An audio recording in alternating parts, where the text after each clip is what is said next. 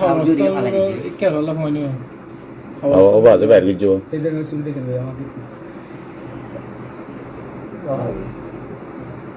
আমাকে মারতেছে, আমি মানে বেকার ইয়ে ছাড়িনি। তারপরে আমরা ব্যাগপত্র রেখে রুম টুম বুকিং দেওয়ার পরে আমরা নাস্তা করতে গেছি একটু সামনে ওই মোড়ে, যেখানে এখানে হোটেলে গেছি নাস্তা করার জন্য।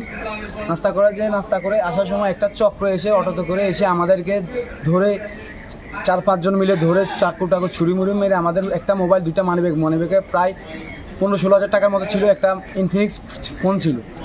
ওরা আমাদেরকে মারধর করে এগুলো নিয়ে গেছে। নিয়ে যাওয়ার পরে আমরা এখানে 2-1 জন লোককে বলছি, আপনারা প্রশাসনের কাছে যান, টুরিস্ট পুলিশ আছে, তারপর সদর থানা আছে, টুরিস্ট পুলিশ এখানে যাবে, সব কিছু বিস্তারিত খুলে বলার পরে ওনারা আমাদেরকে বলে এগুলা তো পাওয়া যায় না, বা 100%-এর ভিতরে 1%ও পাওয়া যায় না, এগুলা এটি না পাওয়ার সম্ভাবনা বেশি, আমরা এগুলো পারবো না, তোমরা একটু সদর থানা যাও। মানে ওনাদের কাছে কোনো রেসপন্স পাইনি আমরা। তারপর সদর থানায় গেছে, সদর থানায় সেম একই কাহিনী। কিন্তু আমি ওদের কাছে মানে থানার যাওয়ার আগে আমি 999 ফোনও দিছিলাম।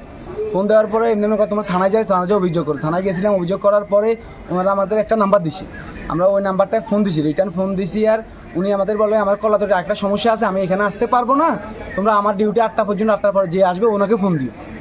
ওনাকে ফোন দেওয়ার পর আমি মানে ওনার সাথে কথা বলে যতটুকু জানতে পারছি, এদের সাথে তাদের একটা বন্ডিং আছে বা তাদের একটা সংযুক্ত আছে, না হলে কীভাবে ওরা এভাবে চলে, ওনাদের কোনো রেসপন্স পাইনি আমরা।